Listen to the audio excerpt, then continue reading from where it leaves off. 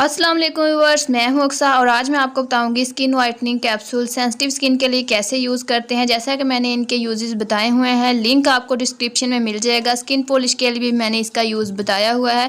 आज मैं बताऊंगी लेडीज़ एंड जेंट्स इन्हें किस तरीके से इस्तेमाल कर सकते हैं और सेंसिटिव स्किन पर भी इसका जो है नुकसान बिल्कुल भी ना हो, बल्कि एक वाइटनिंग रिजल्ट मिले। तो लाइव आपके साथ शेयर करने वाली हूँ। आपने लेना है जी डव सोप।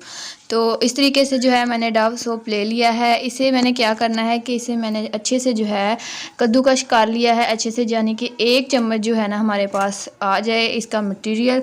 तो अब जो है इसको अच्छे से जो मिक्स करना है, आपको कौन सी चीज़ में मिक्स करना है। अच्छा, आप इसे सेंसिटिव स्किन पर भी यूज़ कर सकते हैं, हर तरह की स्किन पर यूज़ कर सकते हैं। और जिन गर्ल्स को या बॉयज़ को यह मसला था कि हम सेंसिटिव स्किन के लिए स्किन वाइटनिंग कैप्सूल कैसे यूज़ करें, तो आज की वीडियो उनके लिए है। तो अभी आपको एलोवेरा जेल लेनी है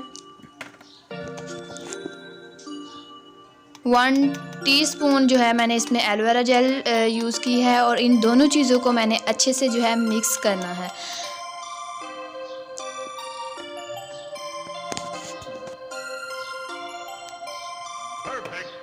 इसे हर तरह की स्किन पर यूज़ किया जा सकता है। अब इसको अच्छे से मिक्सिंग कर लेते हैं।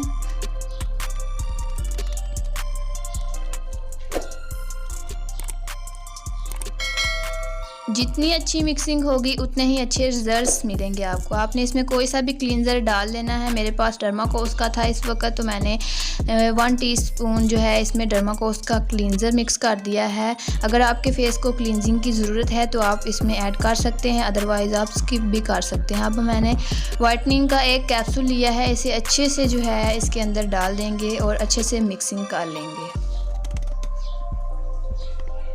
ब्रश की मदद से काफ़ी अच्छी मिक्सिंग हो जाती है। अब मैं आपको लाइव चेक करवाने वाली हूँ। तो वीडियो अगर आपको अच्छी लगे तो ज़रूर इसे लाइक करना है, शेयर करना है। अच्छा, मैंने 10 से 15 मिनट रखने के बाद जो है नॉर्मल तरीके से जो है मसाज की है।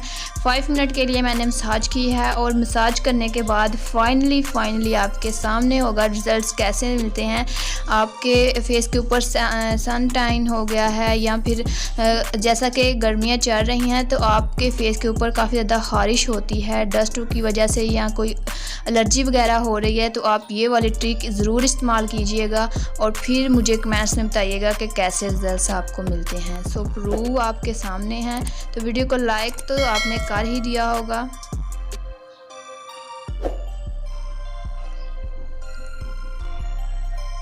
सो फाइनली कुछ इस तरह के हमें रिजल्ट्स मिले हैं। से ये आप देख सकते हैं,